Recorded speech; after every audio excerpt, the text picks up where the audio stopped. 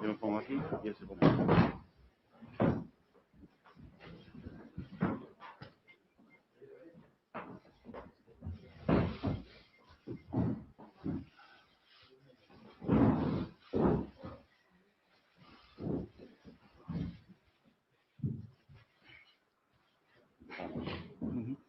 Buenos días a todos. A ver si se oye bien. Gracias por estar aquí.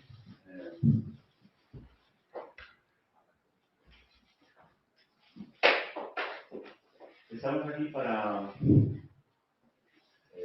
presentarles a una persona que durante los últimos meses ha captado mucho del protagonismo prodemocrático de Cuba.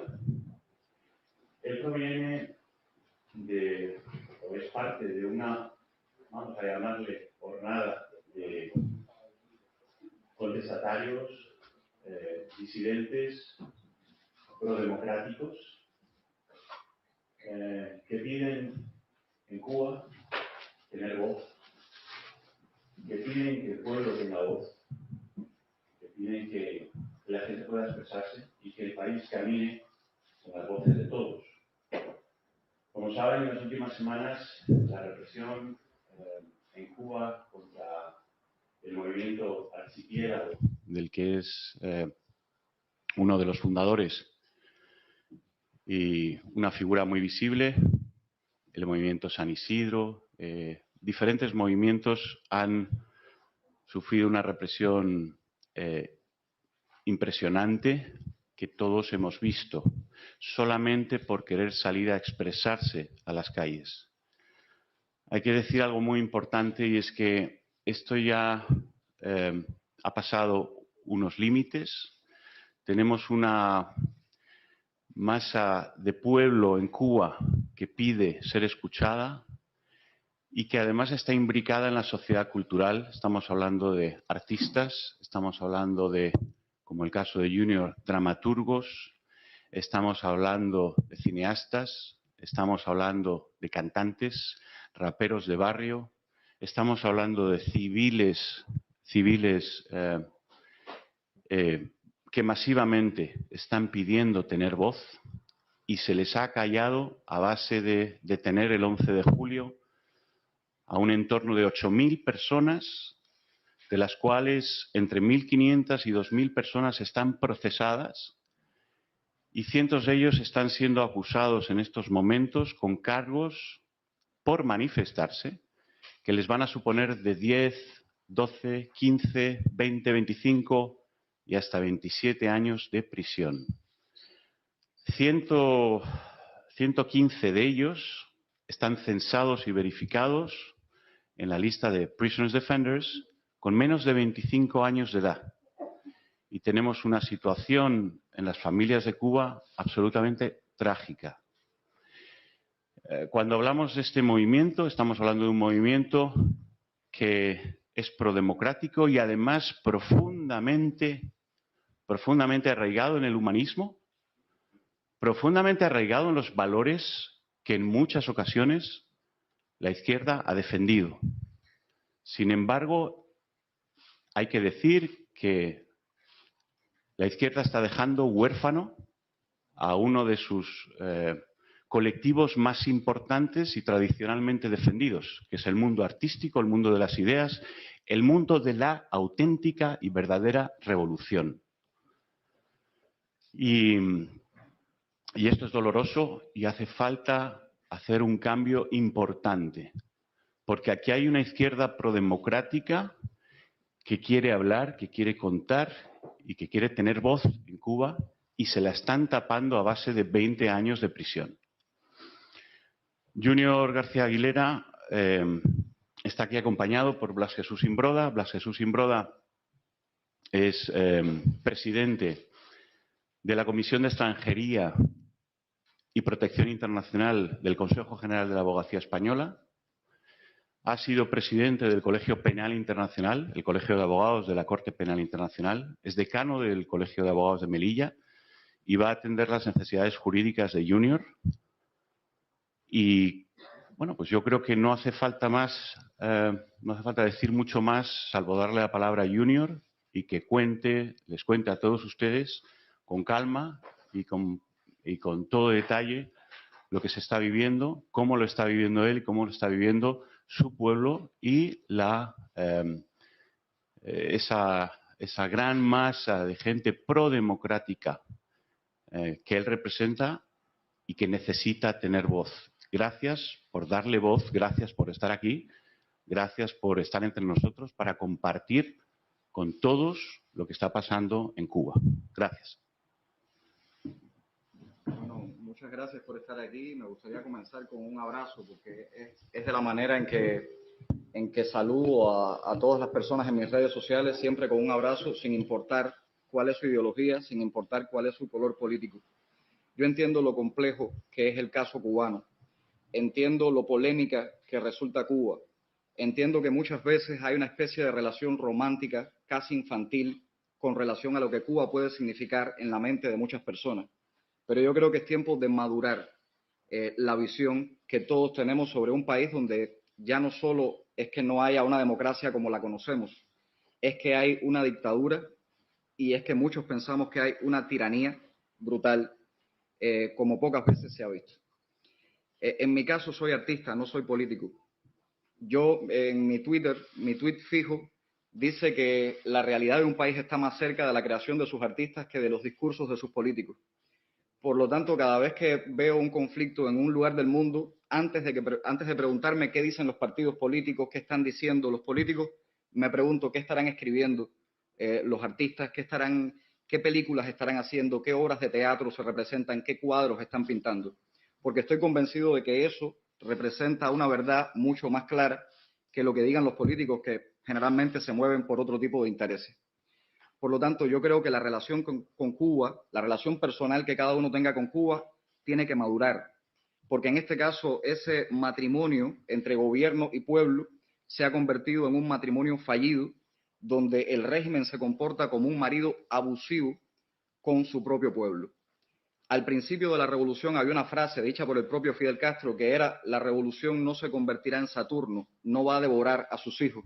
Lamentablemente no fue así. La revolución no solo devoró a sus hijos, ahora mismo está devorando a sus nietos. Cuando yo tomé conciencia de la realidad de Cuba, gracias a leer a escritores como Reinaldo Arenas, Lezama Lima, Virgilio Piñera, entendí que desde mi voz tenía que denunciar lo que estaba pasando en Cuba. Y mis obras de teatro eran extremadamente críticas. Algunas personas sabias se acercaban a mí y me decían: no te pases, hay un límite, tu límite es el arte. Todo lo que tengas que decir, dilo a través de tu obra, pero no cruces esa línea. Sin embargo, yo me preguntaba cuántas veces le dijeron eso a Lorca o cuántas veces le dijeron eso a Martí, que también era un excelente poeta. Hay veces que el arte no es suficiente. Por lo tanto, en los últimos tiempos, además de mis obras y además de ser muy crítico con la realidad, en mis obras necesitaba actuar como ciudadano, no solo como artista. Fue por eso que el día 27 de noviembre, en un baño de un teatro, estábamos teniendo funciones de mi último espectáculo, Hembra, y en el baño de ese teatro, cuando nos enteramos de que habían arremetido violentamente contra un grupo de artistas que estaban en huelga de hambre, el Movimiento San Isidro, y que arremetieron contra ellos con fuerza, con violencia, utilizando la COVID, utilizando a personal médico para agredirlos, entendimos que teníamos que hacer algo como ciudadanos, no solo como artistas. Por lo tanto, en el baño de ese teatro y luego en un ómnibus, decidimos que un grupo íbamos a aparecernos al día siguiente frente al Ministerio de Cultura a exigirle una respuesta al ministro. Eso fue el 27 de noviembre del año pasado, ahora se va a cumplir un año exacto. Llegamos en esa mañana alrededor de 20 artistas a pedirle al ministro que nos diera la cara y que nos explicara por qué habían agredido de esa forma a un grupo de artistas. No hubo respuesta, el ministro nunca apareció y llegamos a ser 500 personas frente a ese ministerio en horas de la noche, con pánico a que las brigadas de respuesta rápida y la seguridad del Estado que ya había rodeado la zona nos agredieran en cualquier momento. Creo que tendríamos que agradecerle a un actor como Jorge Perugurría y a un director de cine como Fernando Pérez que se aparecieran allí y de alguna manera nos salvaran esa noche. Por lo tanto, en la noche del 27 de noviembre, un grupo de artistas pudimos entrar y comenzar lo que parecía ser un diálogo con el gobierno para lograr libertad de expresión, libertad de creación y determinados derechos ciudadanos que considerábamos que estaban siendo violados en Cuba. Ese aparente diálogo se rompió bruscamente el día 27 de enero cuando el propio ministro de Cultura salió del ministerio en plena calle a arrebatarle un teléfono a un periodista independiente, y en ese lugar golpearon a una veintena de jóvenes que estaban manifestándose de forma pacífica, los metieron a la fuerza en un ómnibus y se los llevaron a la cárcel. Yo estaba allí cerca, a una cuadra, la policía no me dejaba entrar al lugar, a pesar de que tenía una cita con el viceministro de Cultura justamente para seguir negociando las condiciones de ese diálogo. O sea, no me dejaron entrar, pero si me lo hubiesen permitido, yo también habría sido golpeado y también habría sido conducido en ese ómnibus hasta una cárcel. El día 11 de julio fue un estallido social. Casi todos los cubanos sabíamos que eso iba a ocurrir. Era predecible, pero también era inevitable. Fue un estallido social como quizás nunca lo habíamos tenido en la historia de Cuba, ni siquiera en los años 30, cuando una de las peores dictaduras, la dictadura de Machado. En varias ciudades de Cuba se levantaron decenas de miles de cubanos, no solo a pedir comida, no solo a pedir medicamentos, también estaban pidiendo libertad. También estaban gritando esa canción que se ha convertido en un himno para todos los cubanos, que es Patria y Vida. Y hubo personas ese día que fueron golpeadas simplemente por cantar una canción como Patria y Vida en las calles. Ese día también un grupo de artistas pensamos que teníamos que estar al lado del pueblo, defendiendo la posición del pueblo, que era exigir un cambio democrático. Salimos un grupo de artistas, nos paramos frente al ICRT, que en ese momento era el Instituto Cubano de Radio y Televisión, cuando una turba nos rodeó, porque solamente estábamos exigiendo 15 minutos, solamente pedíamos que las cámaras salieran y nos dieran 15 minutos de derecho a réplica para decir nuestra versión de lo que ocurría y para evitar el desastre de una represión o un enfrentamiento violento entre cubanos. No solo nos negaron los 15 minutos, nunca salió una sola cámara de aquel instituto de radio y televisión, sino que además comenzaron a agredirnos verbalmente. Nosotros nos sentamos en el piso en señal de paz, que no queríamos enfrentamiento violento, y desde el suelo nos agarraron con fuerza y nos lanzaron a un camión de basura, a un camión de escombros, a un camión que se utiliza normalmente en La Habana para trasladar basura. Alrededor de 5 o 6 jóvenes en ese camión fuimos conducidos sin poder levantar la cabeza, o sea, sin poder fijarnos cuál era la trayectoria del camión, hasta una cárcel que todos en Cuba conocen como Vivac, aunque es un nombre que viene de la dictadura de Batista, el dictador anterior. El año que viene es muy triste que Cuba va a cumplir 70 años sin democracia. Desde el golpe de Estado del dictador Batista, estamos viviendo sin democracia. La revolución triunfó en 1959 con la promesa de que iban a restaurar la democracia, de que iba a haber bienestar para el pueblo de Cuba, de que iban a haber elecciones libres, y eso jamás se cumplió. Jamás se cumplió. Y hoy hemos visto que ha sido una larga historia con dictadura, a pesar de que los gobiernos eran opuestos, pero básicamente tenemos lo mismo o peor. Cuba ha vivido, por lo menos desde el campo artístico, la censura, la exclusión, la discriminación, la despersonalización del individuo. A todo aquel que se atreva a disentir del gobierno lo han convertido en una no persona. El escritor Virgilio Piñera al menos tuvo el valor de pararse un día delante de Fidel Castro y decirle: comandante, tengo miedo. Y ese gesto tan valiente de reconocer que tenía miedo le costó a Virgilio Piñera morir solo, a pesar de la estatura que tenía como dramaturgo, como artista. En el caso nuestro, después de ese 11 de julio, comenzamos, por supuesto, a ser mucho más vigilados de lo que éramos antes. Yo intenté reunirme con el cantautor Silvio Rodríguez, lo logramos, y tuvimos un diálogo fraterno a pesar de nuestras diferencias por 70 minutos. En esos 70 minutos de diálogo fraterno con alguien que obviamente piensa diferente de mi generación, por lo menos llegamos a algunos puntos en común. Silvio entendió que manifestarse es un derecho, Silvio entendió que tenía que hacer algo por la libertad de los presos, pero no pudo lograr nada, ni siquiera Silvio Rodríguez. Entendimos que pertenecíamos a generaciones diferentes, pero esos 70 minutos quizás nos demostraron que era posible un diálogo.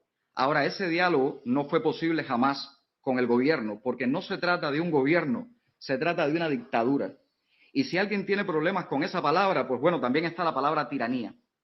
Pero en un lugar donde las personas son tratadas como gusanos, porque así nos llaman, donde las personas son aplastadas, amenazadas, no se puede hablar de que haya ningún tipo de democracia. Dejemos de usar adjetivos. La democracia existe o no. Existe o no. Y la democracia jamás puede ser tampoco la dictadura de una mayoría sobre las minorías. No puede aplastar a las minorías. Y en Cuba, ellos supuestamente dicen tener una mayoría, lo cual es falso. Por eso no se atreven a hacer encuestas reales, por eso no se atreven a decir cuáles son los números de aprobación, porque saben que han perdido absolutamente la mayoría. pero así todo usan la excusa de la mayoría para dejar sin derechos, para tratar como no personas, para condenar al destierro, para encarcelar a cualquiera que se atreva a decir yo tengo una crítica, yo pienso distinto. Desde ese día que hablé con Silvio entendí que era necesario crear un movimiento mucho más grande que no fuera solamente un grupo de artistas. Por lo tanto, creamos una plataforma plural como Archipiélago que incluía a personas de todo signo político, de cualquier color ideológico, que sencillamente estuviéramos de acuerdo en que Cuba necesitaba cambios democráticos y que la vía para hacerlo no podía ser la violencia, tenía que ser una vía pacífica. Por lo tanto, 2 meses antes de la fecha prevista para la marcha, anunciamos que el día 20 de noviembre queríamos hacer una marcha pacífica, una marcha cívica por el cambio. Presentamos cartas de solicitud ante las intendencias y ante el gobernador de La Habana, una carta que luego se replicó en varias provincias. La respuesta del régimen fue militar. O sea, no nos dijeron nada con respecto a la marcha, lo que dijeron es que el día 20 iba a ser Día Nacional de la Defensa y que durante 3 días iban a militarizar el país. Nosotros no podíamos ser tan irresponsables de lanzar a los jóvenes cubanos contra los militares. Esa no era nuestra intención. Por lo tanto, decidimos adelantar la fecha para el 15. Ahí fue cuando vino la respuesta oficial del régimen. El intendente en persona de La Habana Vieja me llamó y me dijo que él había escrito una carta personalmente donde decía por qué razones se consideraba ilegítima esa marcha. Todas las razones que decía esa carta eran falsas. De hecho, la palabra socialismo no aparecía en la carta. Lo que queríamos era un diálogo político y que pudiera llegarse a una solución donde el pueblo de Cuba, de forma soberana, decidiera qué quiere para Cuba. Podía ser un plebiscito, podía ser un referéndum, una forma que no llevara a violencia. Pero así todo lo negaron. Por supuesto, el intendente no escribió una sola palabra de esa carta. Cuando comparamos las cartas de los demás intendentes, nos dimos cuenta de que tenían incluso la misma falta de ortografía. Había sido una carta escrita por el nivel central y que ellos, como títeres, se encargaron de replicar delante de nosotros. No bastó con eso, empezó una persecución feroz. En mi caso, voy a hablar ahora a modo personal, no solo me cortaron el internet, también me cortaron el teléfono de la casa, me cortaron cualquier vía de acceso de comunicación, le cortaron el teléfono a mi esposa, a mi suegra, a mi suegro, a mi cuñado, a cualquier persona que tuviera cerca para que no pudiéramos comunicarnos. Luego utilizaron a la fiscalía para hacernos una amenaza directa. La fiscalía me llamó y también llamó a otros líderes en otras provincias y nos dijo que íbamos a ir a la cárcel por una serie de delitos que seguramente iba a llevar 2 décadas de condena. Cuando la fiscalía me dijo eso, entendí que no había justicia en Cuba y cuando salí en una conferencia de prensa dije que yo renunciaba al derecho a la defensa, que no iba a prestarme para un juicio que era una farsa, porque ya mi condena estaba escrita. Después el presidente de Cuba, Miguel Díaz-Canel, lo corroboró. Él dijo que en Cuba no existe la separación de poderes, no existe la división de poderes, que lo que hay es unidad de poderes. No sé si existe una democracia con justicia donde no haya división de poderes, pero ellos lo reconocieron públicamente. Ese día Díaz-Canel no solo estaba matando la democracia o la posible ilusión de democracia, estaba matando el concepto de Estado de Derecho y estaba matando incluso el concepto de república. Algunos nos preguntábamos si teníamos república en Cuba. Por esos días pusieron una película en la televisión que hizo que las redes sociales estallaran. Y la película era la película No, sobre el plebiscito en Chile. Las redes estallaron porque cuando los cubanos empezaron a ver aquella película, todos decían en sus redes, la dictadura de Pinochet y la dictadura comunista cubana son exactamente lo mismo. Y entonces uno se pregunta, ¿realmente hay una izquierda gobernando en Cuba? A nosotros nos parece que no. La mayor parte de los jóvenes que hemos llevado adelante estas iniciativas somos progresistas. Creemos en términos como justicia social. Por lo que estamos luchando es por derechos para todos los cubanos sin excluir a nadie.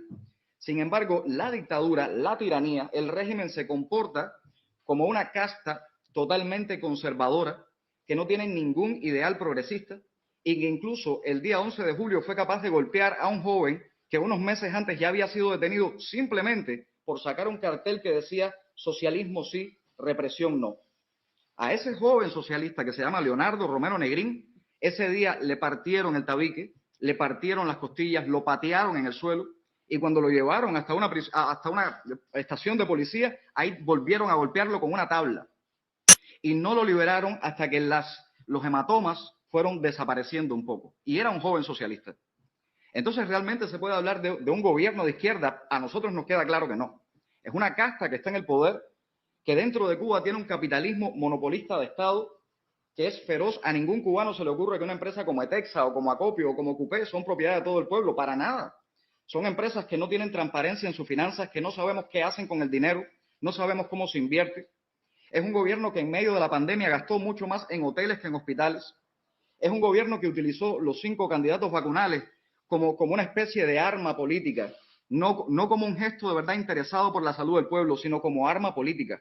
Volvieron a concentrar toda la fuerza en esos 5 candidatos vacunales para levantar la bandera de que Cuba era una potencia médica y en realidad no había una sola pastilla ni para calmar el dolor de cabeza. Los hipertensos no podían calmarse la presión porque no había absolutamente ningún medicamento en Cuba. Incluso nos quedamos sin oxígeno. O sea, la gestión de la pandemia fue desastrosa. Desastrosa. No sabemos si las cifras son reales, pero en Cuba ya estamos acostumbrados a que casi nada es real. Es una simulación permanente. Es una mascarada lo que hay en Cuba. En los últimos tiempos hemos vivido de todo. Después de la fiscalía, después de la amenaza de la fiscalía, al día siguiente mi casa amaneció con palomas decapitadas. Habían decapitado 2 palomas que de hecho mi esposa dice que lo que hemos vivido se llama el asesinato de las palomas. Y a veces también piensa en esto que hemos decidido como el vuelo de las palomas. Hemos decidido volar porque si nos quedamos en Cuba nos decapitan. Nos hemos visto ella y yo reflejados en esas 2 palomas que decapitaron frente a la puerta de mi casa, que tenía la apariencia de un acto de brujería o de santería. Los que saben de santería, yo respeto mucho todas las religiones, los que saben de santería me dijeron que eso no tenía nada que ver con religión. Era algo orquestado por la seguridad del Estado para atemorizarnos. Mi casa ha estado vigilada permanentemente por agentes que me cuidaban los pasos, que no me dejaban salir, que cuando tenía que ir a buscar comida en las cercanías de mi casa iban conmigo, uno delante, otro detrás, otro en el frente. A mi cuñado hicieron que el lugar donde se estaba quedando cerca de la casa lo sacaran de ahí con un niño que tiene menos de 2 años y obligaron al dueño de ese apartamento a que sacara a mi cuñado de ahí con su hijo solamente para molestar a mi familia. A mi suegra fueron a verla 4 veces a su centro de trabajo. Ella es laboratorista.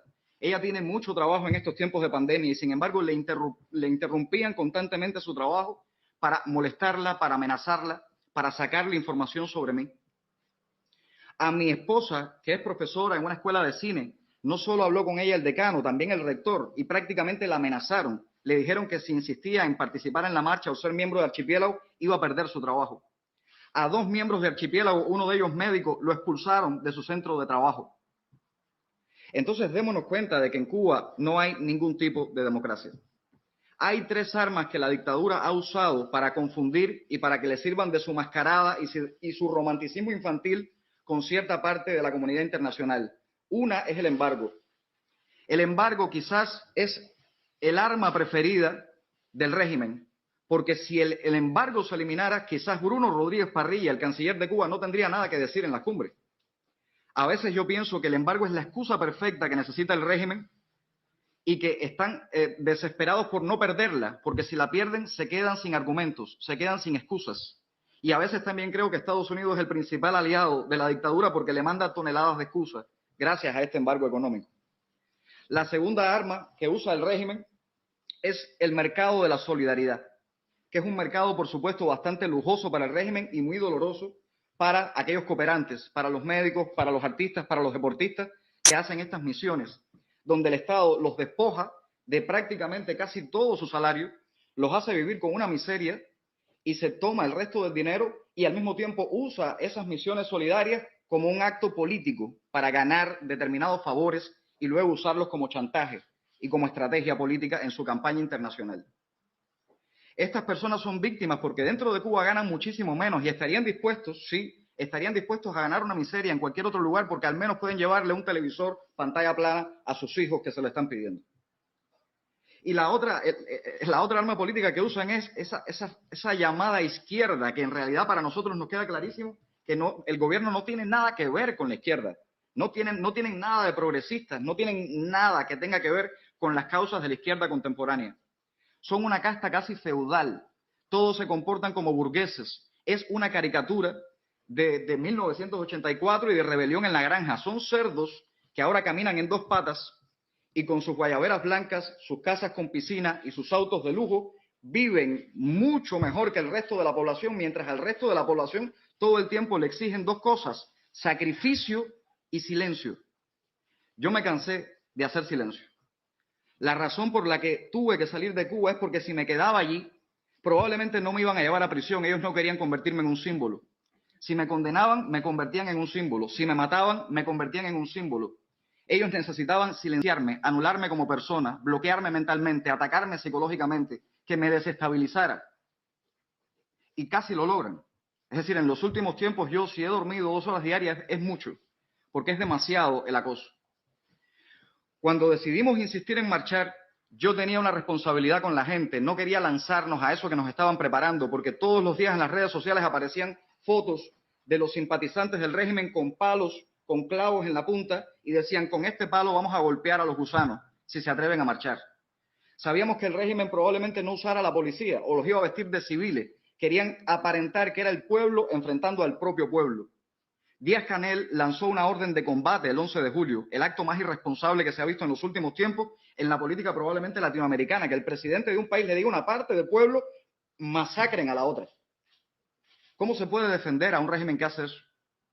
Ese día, cubanos contra cubanos se lanzaron piedras, se dieron palos y sin embargo una sola parte de esos cubanos está en la cárcel.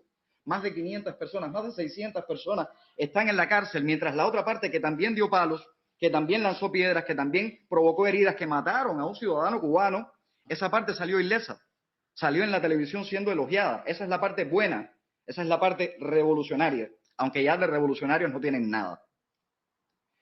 Cuando yo decidí marchar en solitario el día 14, precisamente para asumir esa carga, esa responsabilidad y ofrecerles a los cubanos alternativas para que no fueran directo al matadero, para que no fueran directo a la guillotina, sino que encontraran formas creativas para manifestarse, no me permitieron salir de mi casa. Mi casa amaneció rodeada desde las 5 de la mañana con alrededor de 200 personas que ninguno era de mi barrio, salvo el presidente del CDR.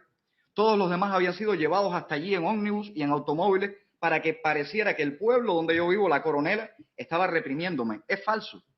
Yo reconocí caras ese día que también había visto el día 11 de julio frente al ICRT, las mismas caras. Y fue desde las 5 de la mañana hasta horas de la madrugada sin parar gritándome ofensas, gritándome terrorista, gritándome mercenario. Yo nunca he aceptado un centavo de ninguna parte por pensar como pienso. De hecho, el régimen no ha tenido cómo probar que me han pagado un centavo y usa las recargas de mi teléfono, recargas que mis amigos que viven fuera me han puesto en el teléfono, porque es imposible que un cubano con su bolsillo se pague lo que cuesta el internet en Cuba, y han utilizado esas recargas de amigos como una prueba de mi mercenarismo. Es absurdo. Yo no sé a cuántos años me iban a condenar, pero creo y estoy prácticamente seguro de que la estrategia del régimen era mantenerme preso en mi casa, sin internet, sin acceso a teléfono, sin visitas de amigos, totalmente incomunicado y silenciarme. Y lo único que tengo es mi voz. Yo no me podía quedar callado. Alguien tiene que decir lo que pasa en Cuba. Por esa razón decidí salir de Cuba y venir a España. No he pedido asilo, como ya deben saber. Mi intención es volver a Cuba, pero yo no quiero hacer las cosas con rabia. El día 14 de noviembre pude llamar en unos minutos en que utilicé otra línea que ellos no conocían, y pude llamar al cardenal de La Habana y le dije, mire, perdóneme, si puede rece por mí porque en este momento siento mucha rabia y tengo temor de convertirme en un monstruo. Si yo me quedaba en Cuba con todo ese dolor, con toda esa rabia, me iba a convertir en lo mismo que critico. Yo necesitaba curarme esa rabia para volver a sopesar las cosas, a pensar otra vez, a volver a mi centro, a buscar el equilibrio, que es lo que siempre me ha interesado, a no dejar jamás de ser pluralista y tolerante, y entonces volver a retomar la lucha cuando en primer lugar sane mis heridas y cuando mi vida y la de mi esposa no corran peligro en Cuba. Por esa razón estoy aquí. A pesar de todos los ataques que podían venir, de todas las incomprensiones, yo sentí que lo que no podía jamás era quedarme callado, porque si lo único que tengo es mi voz y me la quitan, ellos ganan. No podía quedarme callado y por eso estoy aquí. Al final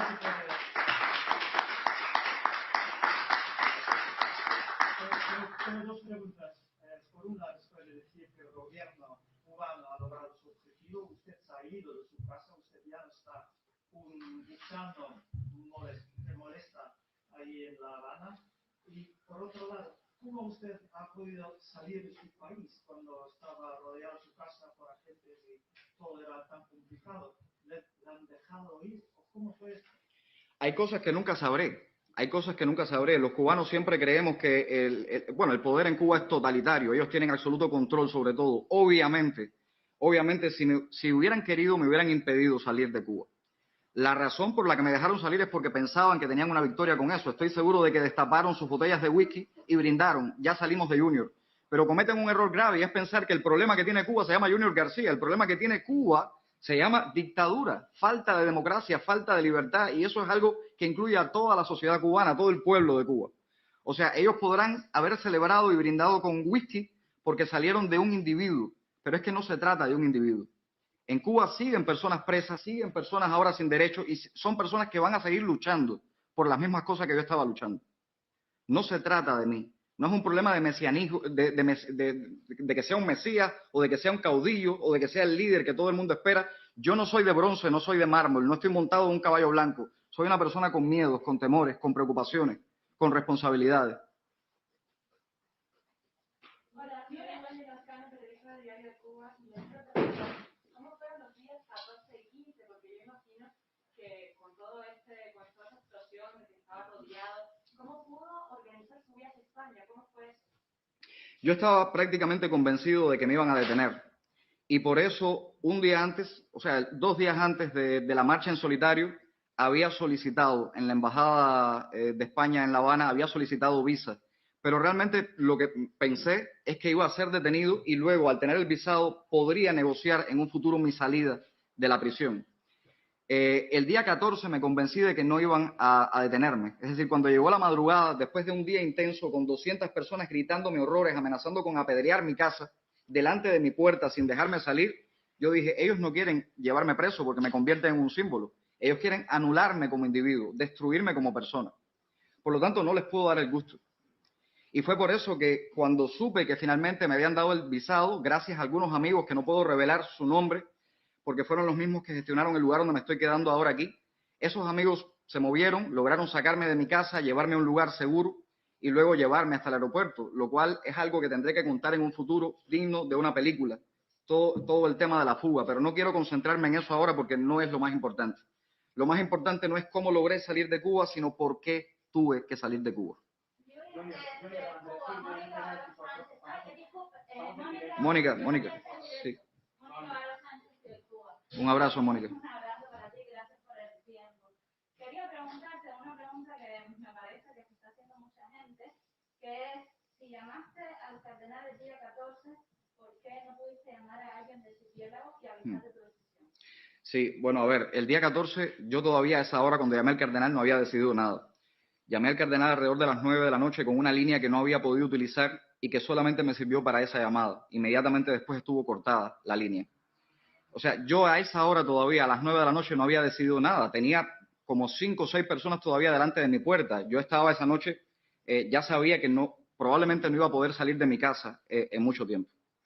Fue en horas de la madrugada cuando pude salir. Ya no quedaban personas delante de mi puerta. Sí había una patrulla en la esquina. Curiosamente, esa patrulla no me detuvo.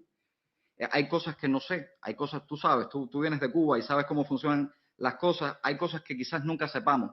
Pero yo creo que ellos ya sabían de mi viaje y dijeron, dejémoslo ir. Ahora, hay un detalle importante, y es que yo todo el tiempo sí pensé que ellos me iban a ver antes de que yo me fuera. De hecho, pensé que iba a ocurrir en el aeropuerto. Dije, quizás antes de montar al avión se aparezca la seguridad del Estado con alguna amenaza, con algún golpe, con alguna ofensa o con una risa sarcástica o con un signo de victoria, no lo sé. Nunca se aparecieron. Yo creo que ellos me querían dejar ir para celebrar su victoria con la seguridad de que llegando a España iba a pedir asilo y ya salían totalmente de Junior. Lo que pasa es que no les voy a dar ese gusto.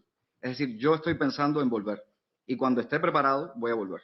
Gracias. Déjame decir que en este 24 Canal Internacional de Noticias RCN de Colombia. Tengo 2 inquietudes. La primera, ¿qué apoyo te está dando el gobierno español, si es que te está dando algún respaldo para su permanencia aquí en España? Y la segunda, ¿qué sensación tienes en este momento? ¿Que estás pudiendo decir, contar, poner en conocimiento del mundo todo lo que ha pasado contigo y con tu país?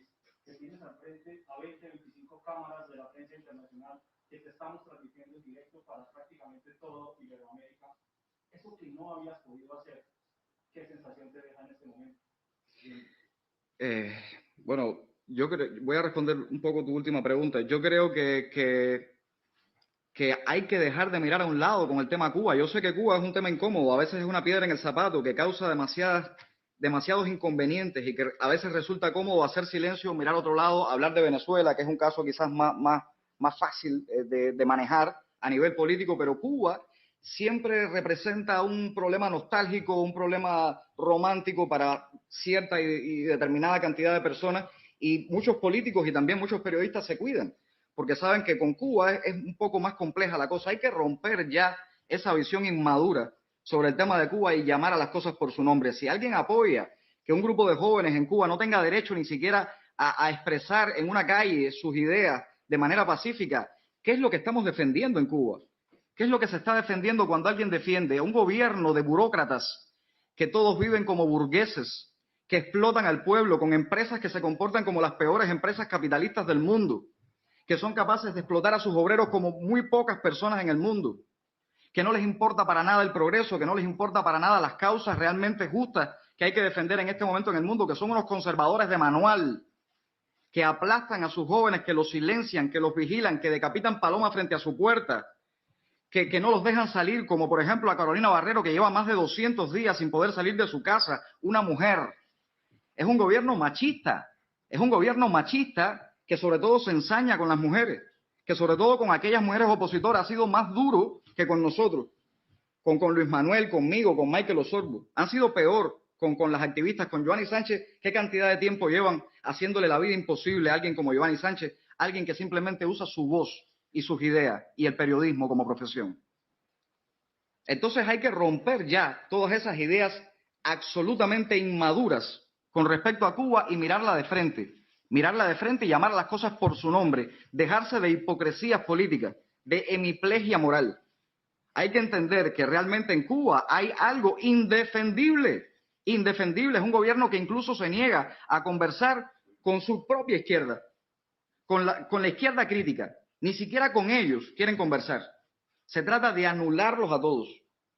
Y es un gobierno que estoy convencido, y se los digo hoy, si hicieran encuestas, ya perdió a la mayoría y por eso están en pánico.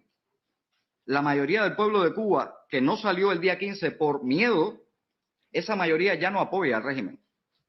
Y si alguno cree, volviendo un poco a la pregunta suya, que fue una victoria del régimen que el 15 no hubiera marcha, no. Ellos llamaron a la marcha fallida. Hubiera sido fallida si la hubiesen permitido y solamente 4 o 5 gatos se hubiesen manifestado en algún lugar. El problema es que no la permitieron.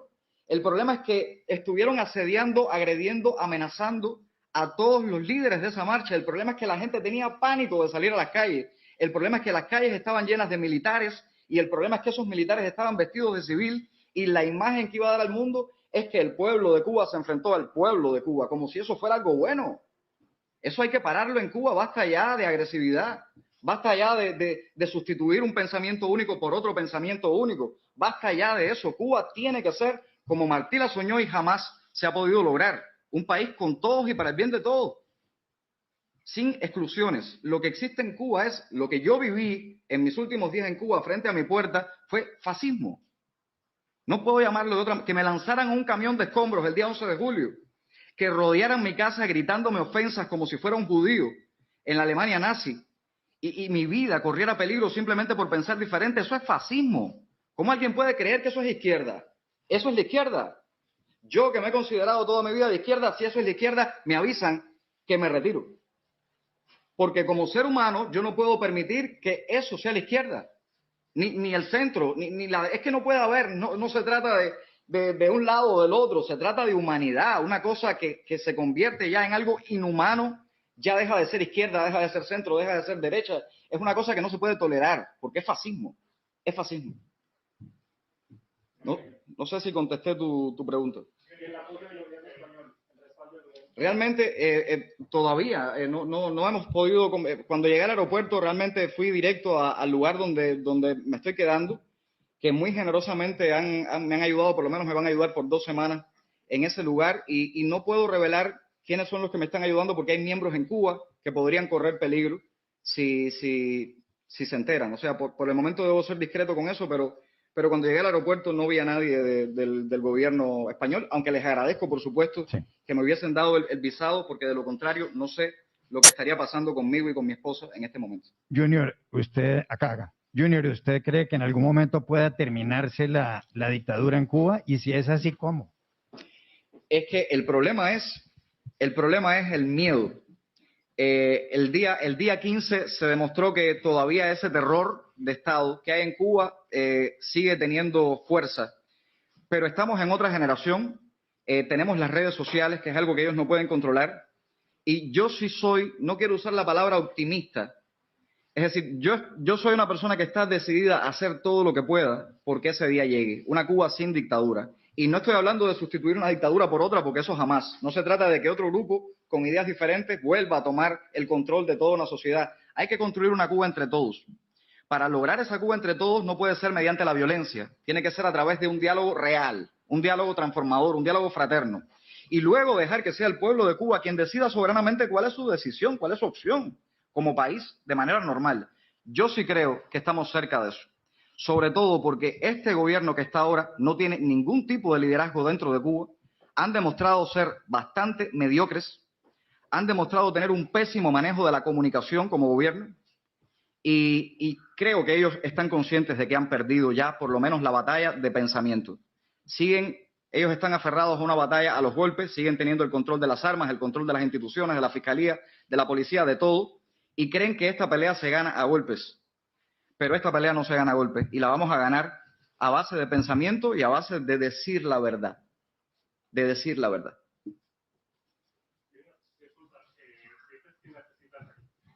Dices que ahora necesitas un tiempo para sanarte. Yo te quería preguntar a qué es lo que te vas a dedicar específicamente en este tiempo en España y durante cuánto tiempo tienes ese visado de turismo y qué piensas hacer después. Tengo un visado de 90 días. Yo quiero seguir siendo un artista. Yo no quiero matar al artista. Es decir, me voy a preocupar por vincularme con amigos teatristas que están aquí en la ciudad. Quizás pueda rescatar alguna de las obras.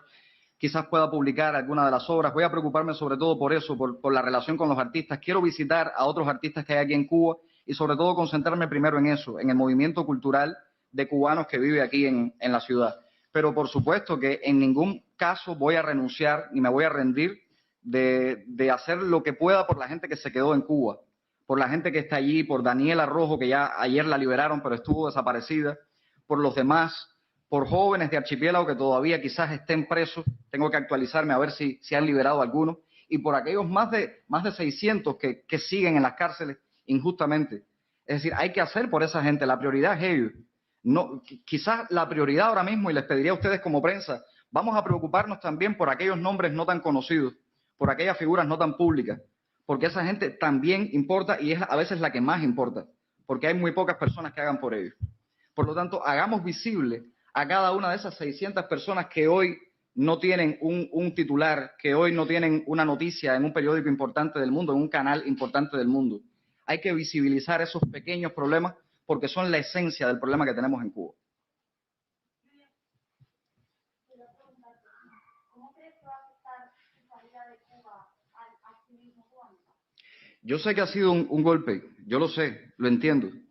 Ha sido un golpe doloroso. Ayer fue un día para mí bastante doloroso. Cuando tuve que leer, porque llevaba varios días sin internet y vine a actualizarme de lo que ha pasado en las últimas 2 semanas, me vine a actualizar aquí en España, cuando logré ponerle un chip a mi teléfono. Y tuve que leer cosas dolorosas.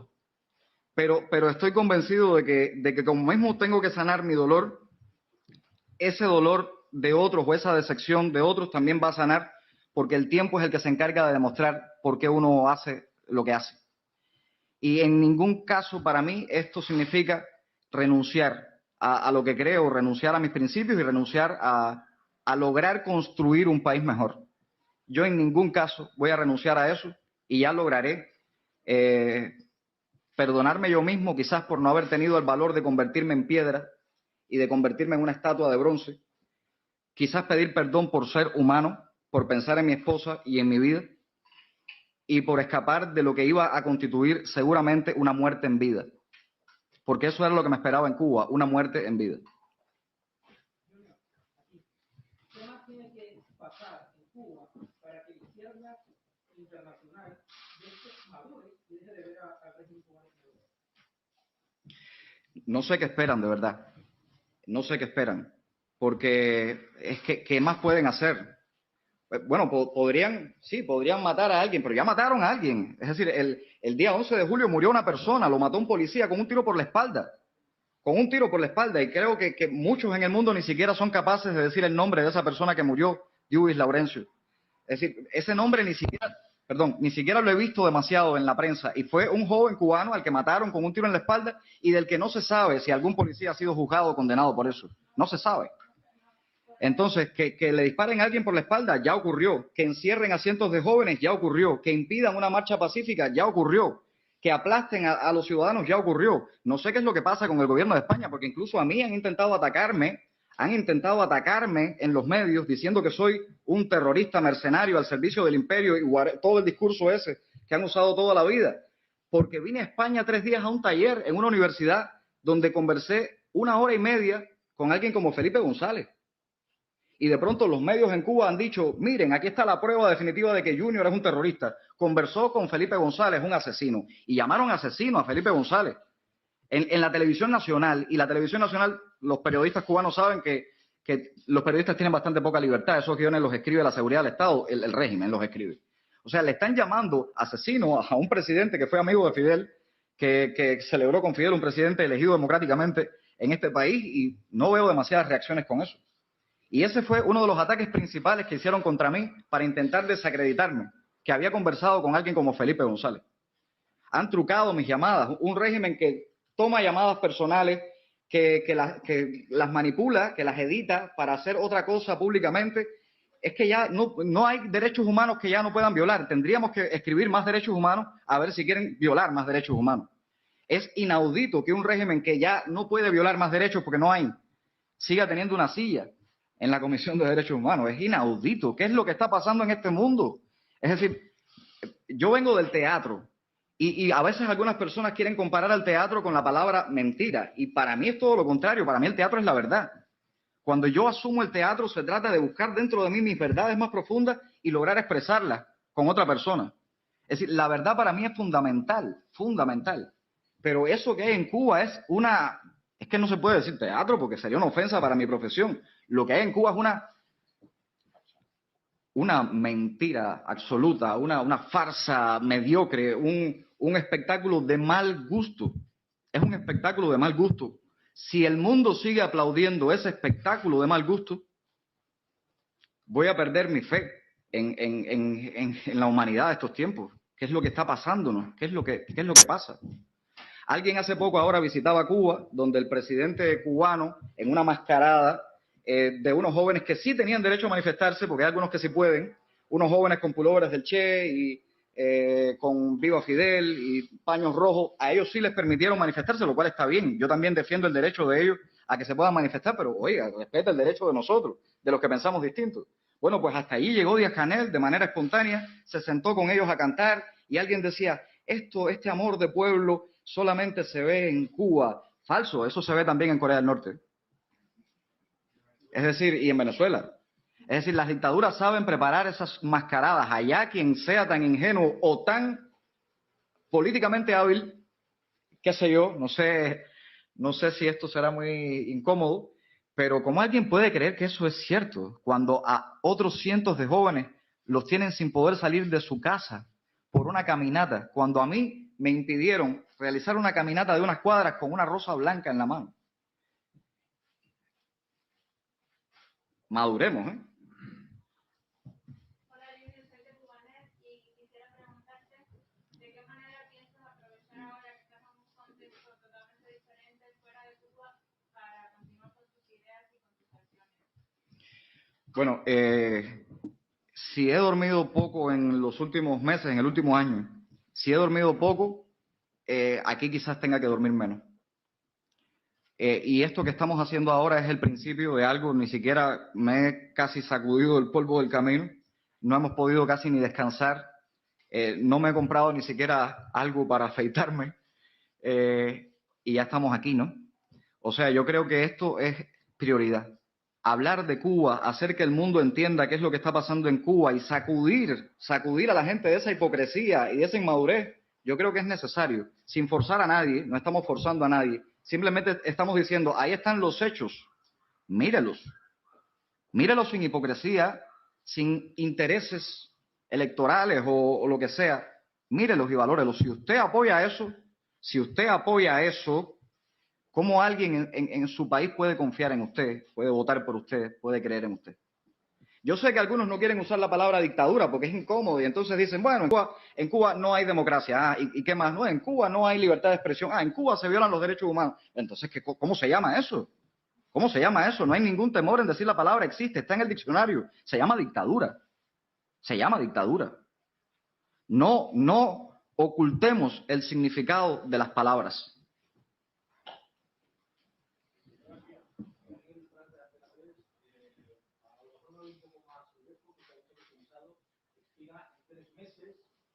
Usted debería volver a Cuba dentro de 3 meses. Me ha dicho también que no ha mantenido una relación con el gobierno español. ¿Usted que se va a conceder una prórroga? ¿Tiene miedo de lo que ocurra al tener que volver a Cuba? Gracias. Sí, gracias. En Cuba me hicieron preguntas similares antes de salir con respecto al futuro, ¿no? Y yo en Cuba decía, realmente no puedo encender la luz larga. Estoy manejando con la luz corta desde hace mucho tiempo. No veo más allá de 3 o 4 días porque mi vida puede desaparecer o anularse en 3 o 4 días. Es como he vivido el último año, de esa manera. Por lo tanto, ahora mismo no puedo tener ni la más remota idea de qué va a pasar dentro de 3 meses. Estoy pensando en lo que tengo que hacer ahora, en la misión urgente que tengo, y mientras tenga fuerzas lo haré. Ya habrá tiempo para pensar, pero obviamente yo sí defiendo mi decisión de que en algún momento tengo que regresar a mi país, porque en ese país nací, en ese país tengo a mi hijo, en ese país tengo a mi madre, y en ese país yo tengo que conquistar mis derechos. Tengo que conquistarlos, porque si no lo hago, ¿qué clase de ciudadano soy? ¿Cómo podría llamarme patriota si dejara de importarme lo que pasa en el país donde nací, donde vive mi hijo y donde vive mi madre?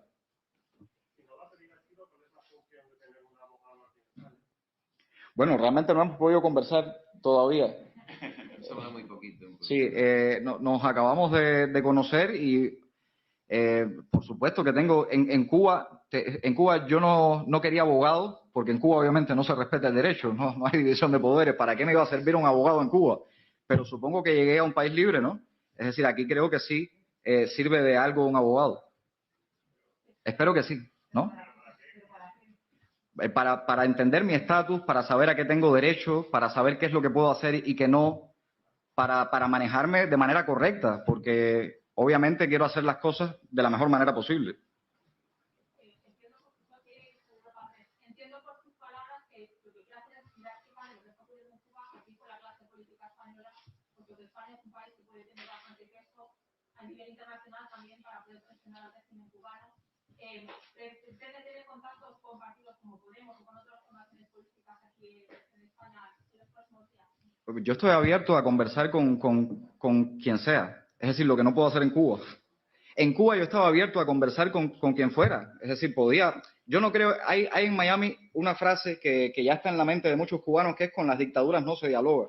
Y a veces se pone como ejemplo en lo que fue en Cuba la protesta de Baraguá. Pero en realidad la protesta de Baraguá, los que conocen de historia de Cuba, fue un diálogo. O sea, Martínez Campos y Antonio Maceo se sentaron en sus hamacas a hablar. No llegaron a un acuerdo y, por supuesto, se llevó a la guerra otra vez, se llevó al enfrentamiento otra vez. Pero yo creo que hay que hablar con todo el mundo. Porque si no hablamos, ¿qué es lo que nos queda? ¿Pedirnos la cabeza? Yo no apuesto por eso. Yo no quiero la cabeza de nadie. Yo no quiero que se derrame una sola gota de sangre de ningún cubano, piense como piense, ni de los comunistas ni de los anticomunistas. Hay que conversar, hay que llegar a consenso. Y por supuesto aquí estoy abierto a conversar con quien sea, con cualquier persona. No solo políticos, con cualquier persona.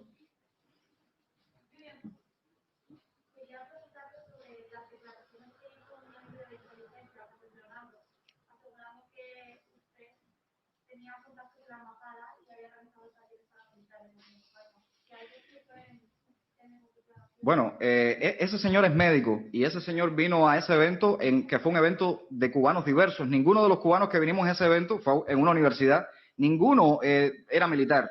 Éramos cubanos diversos, influencers de las redes sociales, cuentapropistas, un médico, varios artistas. Éramos un grupo muy diverso que vino a hablar sobre Cuba y vino a entender en Cuba si sucediese una transición, cómo hacerlo de manera que no haya enfrentamiento, que no haya represión desde determinadas fuerzas, ¿no? Pero ahí no nos estaban reclutando, no nos estaban dando entrenamiento. Yo cuando llegué a Cuba jamás vi a ningún militar, jamás me acerqué a ningún militar ni le propuse nada. Yo no pasé el servicio militar y tengo la suerte de jamás haber disparado con un arma de fuego. Espero no tener que hacerlo nunca. Realmente, eso para mí es una gran virtud. En mi caso, la experiencia que saqué de ese taller fue entender un poco más el contexto de Cuba, el contexto de otros países y escribir una obra que se llama Fuego, que ojalá pueda estrenar algún día y que se trata de un pelotón de fusilamiento. No sé en el caso de este señor, el agente Fernando, que ahora en Cuba la gente tiene miedo porque muchos disidentes cuando tienen que ir al hospital dicen, bueno, ¿y si el que me tiene que operar es un médico que en realidad es un agente de la seguridad del Estado infiltrado? ¿Qué garantía tengo de que no va a hacer nada contra mi vida, ¿no? Es decir, es terrible esto de los médicos infiltrados, sobre todo un tema tan sensible como los médicos. Este señor que a veces no puede completar ni una frase, en las entrevistas que ha dado en televisión, los periodistas han tenido que completarle la frase, dice que yo en este evento dije que iba a dedicar mi vida a la contrarrevolución. Los que me conocen y los que me han leído saben que yo jamás uso esa palabra, porque yo me considero un revolucionario. Yo considero que los que son unos conservadores son los que están en el poder, pero yo soy un revolucionario, yo quiero cambiar la realidad de mi país, yo creo en la dialéctica, creo en el movimiento, creo en la dinámica, creo que las cosas tienen que cambiar. Son ellos los que defienden la irrevocabilidad de su mandato, de sus posiciones, de sus privilegios. Este señor tiene derecho a decir lo que quiera, pero ¿cómo se puede confiar en alguien que de pronto dice haber jurado un juramento de proteger todas las vidas y en realidad se dedica a espiar quizás a sus propios pacientes? Yo me imagino que muchos compañeros de trabajo de él se han llevado las manos a la cabeza cuando él se declaró agente de la seguridad. Se habrán preguntado cuántas cosas habré dicho delante de Carlitos. En realidad es muy triste que ocurran cosas como esa en Cuba. Y yo no estoy demeritando el papel que tiene la inteligencia en cada país de impedir que ocurran atentados, terroristas, delitos, ese tipo de cosas. Pero vigilar a personas por cómo piensan o por lo que dicen y utilizar a médicos para ese tipo de trabajo sucio es algo realmente lamentable. No, a ver, es que curiosamente yo me había encontrado antes de Archipiélago, mucho antes de Archipiélago, 2 veces con el embajador de los Estados Unidos en Cuba. Y curiosamente, de lo que hablamos en esos encuentros, y estoy en un país libre, no tengo por qué decir otra cosa, de lo que hablamos fue del embargo, porque yo soy antiembargo. Es decir, yo creo que las sanciones no solo afectan a la familia cubana, al cubano de a pie, son además la excusa perfecta del régimen para justificar todo lo malo que ocurre en Cuba y además son una estrategia política para ganarse la solidaridad de un mundo que sigue creyendo en aquello del David contra el Goliat, cuando en realidad dentro de casa el que se convierte en Goliat es el régimen y aplasta a cualquier ciudadano que intente comportarse como David. Entonces, curiosamente, esos encuentros fueron para hablar del embargo. Y cuando el embajador me dijo, bueno, ¿en qué te puedo ayudar? Le dije, si usted me facilita llegar al Congreso de los Estados Unidos para decir allí lo mismo que he hablado con usted, se lo agradecería. Entonces, ¿de qué habla el régimen? O sea, ¿por qué no hablan de eso? Es decir, si espiaron bien y si lograron, más allá de hacer fotos, grabar la conversación, ojalá que la pongan completa. O que hable el señor Timothy Zúñiga Brown, que tiene libertad para decirlo, que diga todo lo que se habló en esos encuentros. Junior, muy buenas. Soy Lázaro Miguel, de Acciones por la Democracia. Quería hacerte dos preguntitas, bueno, sobre todo para los cubanos que estamos aquí en Madrid, que tengamos un poquito claro. Bueno, me imagino que ahora estamos hablando del embargo que tiene la dictadura en el pueblo. También. ¿No? Te quiero hacer una consulta. ¿Por qué Madrid? Esa es la primera. Y segunda, hay una percepción en parte de la disidencia más cercana a la izquierda aquí en España, de que no podemos decir cuando hacemos acciones, eventos, manifestaciones, hablamos de comunismo, que no tenemos el derecho a hacerlo. ¿Qué puede esperar la disidencia cubana en España de Junior García ahora que estás aquí con nosotros? Bueno, que sepa que no soy comunista, en primerísimo lugar. No, pero bueno, el hecho de que me considere todavía, aunque a veces me da mucha vergüenza, realmente, pero el hecho de que todavía me considere de izquierda, casi ya centro izquierda, debido a demasiadas decepciones con la izquierda, no significa que esté para nada a favor de regímenes totalitarios, excluyentes, dictatoriales.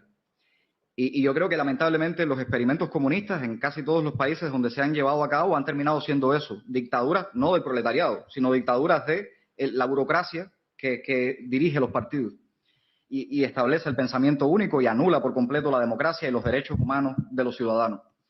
¿Qué puede esperar la disidencia? Bueno, yo siempre me voy a comportar como un pluralista. Es decir, yo creo que estoy abierto a conversar con cualquiera, pero eso no significa, no soy un político, Eso no significa que voy a cambiar mis puntos de vista personales, mis principios con tal de ganar determinados sectores, hacer que otros me apoyen, hacer alianzas estratégicas, para nada. Es decir, yo no voy a hacer eso jamás porque no me interesa el día de mañana aspirar a un cargo.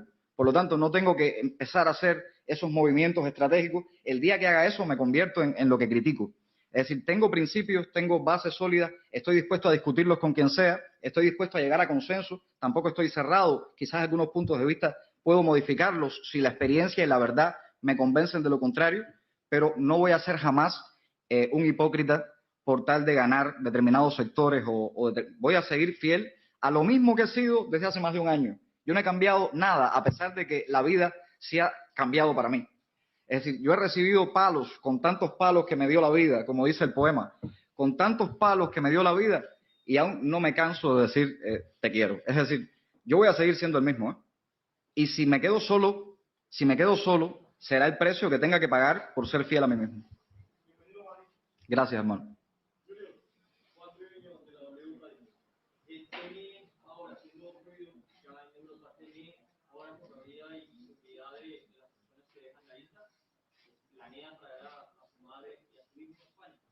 Bueno, eso es una decisión, en primer lugar, de mi madre, que tiene que tomar ella. Yo no puedo obligarla. Entiendo que, por supuesto, por su bien, lo mejor sería, por lo menos en estos tiempos difíciles que vienen, no estar en Cuba. Y con respecto a mi hijo, bueno, su mamá tiene que tomar las decisiones en ese caso. Su mamá, siempre estaremos en comunicación porque queremos lo mejor para él. Mira, a mi hijo, por ejemplo, yo no quería, la madre me pidió que no le hablara de la situación concreta por la que estaba pasando, porque podría eso traerle consecuencias en la escuela negativas, podría estigmatizarlo, podría hacerle daño. Y llegamos a un acuerdo en el que no habláramos de política ni de lo que me estaba sucediendo con el niño. Ella también quedó conmigo en que lo iban a alejar de la televisión cuando supieran que eran los programas estos en los que me atacaban todo el tiempo. Sin embargo, yo tenía la preocupación de hablar con mi hijo algo. Yo tenía que decir algo porque estaba muriéndome de miedo con lo que él podría pensar si me llevaban a la cárcel. Y un día, sin que su madre se diera cuenta, lo senté en un lugar y le dije, te quiero hacer una pregunta. ¿Tú crees que todos los que van a la cárcel son delincuentes? Y él me frió un huevo, como decimos los cubanos, hizo este gesto de... Y me dijo, papá, si Martí estuvo preso. Y entonces que comprendiera eso con solo 10 años me dio un alivio y una tranquilidad que ya no tuve que decirle más nada. Dije, perfecto, perfecto. Yo quiero que mi hijo crezca sano, yo quiero verlo libre de amenazas, por supuesto que estoy en pánico, aunque estoy seguro de que en fin, no quiero hablar de eso. Perdóname.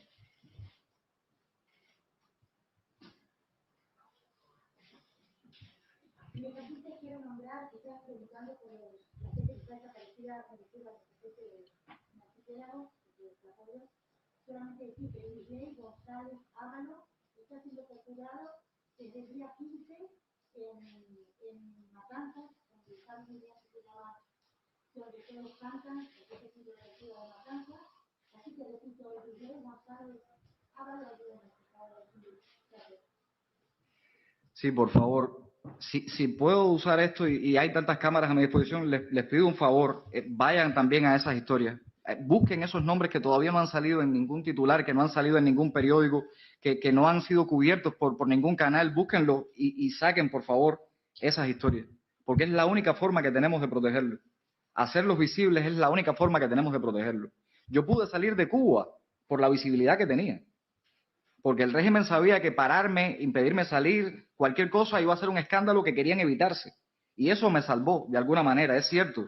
Pero siento vergüenza de que yo haya podido disfrutar de ese privilegio y que haya cubanos a los que van a aplastar, a los que van a masacrar porque quizás nadie se entere. Por lo tanto, les pido, por favor, que se acerquen a esas historias y que hagamos visibles todos esos nombres. Todas esas vidas importan, todas esas vidas importan. Bueno, pues muchísimas gracias. Para cerrar, yo creo que además vas a estar súper de acuerdo que nos acordemos de algunas personas que son de esos nombres que todos conocemos. José Daniel Ferrer, Michael Osorbo, que le están torturando y le están matando en vida. El caso está publicado, no voy a entrar en detalle, pero le están matando en vida. Michael Osorbo, creador de Patria y Vida, junto con otros artistas cubanos, está en la cárcel en una situación horrible en estos momentos, con una enfermedad gravísima que ha salido de no saben dónde y está corriendo peligro su vida. Luis Manuel Otero Alcántara, fundador del Movimiento San Isidro, un artista reconocido que solamente por pensar está en prisión y tratado como un gusano aplastado. Estamos hablando de Félix Navarro Rodríguez, del Grupo de los 75, compañero de José Daniel Ferrer en la primavera de 2003. Estamos hablando de aproximadamente 1.000 y pico personas que están en prisión desde el 11J hasta la actualidad, de los cuales tenemos censados y verificados en torno a esas cifras que estábamos hablando, la mitad aproximadamente, pero son muchísimos más. También estamos hablando de 11.000 personas en Cuba que están condenadas por la peligrosidad social predelictiva, con penas medias de 2 años y 10 meses de prisión por observarse, cito el Código Penal, observarse una conducta en contradicción manifiesta con la moral socialista. Cito textualmente. 11.000 personas, 2 años y 10 meses de media de condena. Estamos hablando de un pueblo de 11 millones de personas que no pueden expresarse en las calles, que no pueden salir. Vamos a acordarnos de todos ellos y desde incluso el sentimiento de la izquierda vamos a tratar de hacer el máximo por sacarlos de esa tragedia. Tenemos que salvarlos de este rapto. Tenemos que salvarlos de esa tragedia. Gracias, Junior. No sé si quieres decir unas últimas palabras.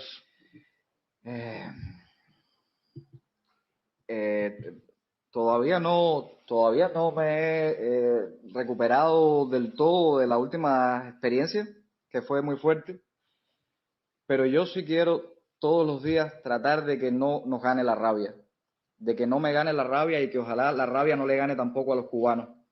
No puede convertirse esto en un baño de sangre, en una guerra civil, en un enfrentamiento de otro tipo. Y la única manera que tenemos los cubanos de salvarnos de eso, o sea, no podemos vivir en la esclavitud, eso está claro. Esclavos no podemos seguir siendo, pero tampoco podemos alcanzar la libertad a un costo tan alto que incluya la pérdida de cientos, quizás de miles de vidas. La única forma de evitar ambas cosas es si la comunidad internacional deja de mirar a otro lado. Dejan de ignorar lo que ocurre en Cuba y dejan de usar expresiones cómodas o posiciones facilistas para no asumir un problema real que ya hay que dejar de ver con el romanticismo de los años 60 y hay que asumir en qué se ha convertido aquello que era una revolución. Se ha convertido en un marido abusivo que golpea a su mujer, se ha convertido en un Saturno que ya devoró a sus hijos y ahora mismo se está tragando a sus nietos. La única forma de evitar eso es si el mundo mira hacia Cuba. Es lo que les pido. Gracias.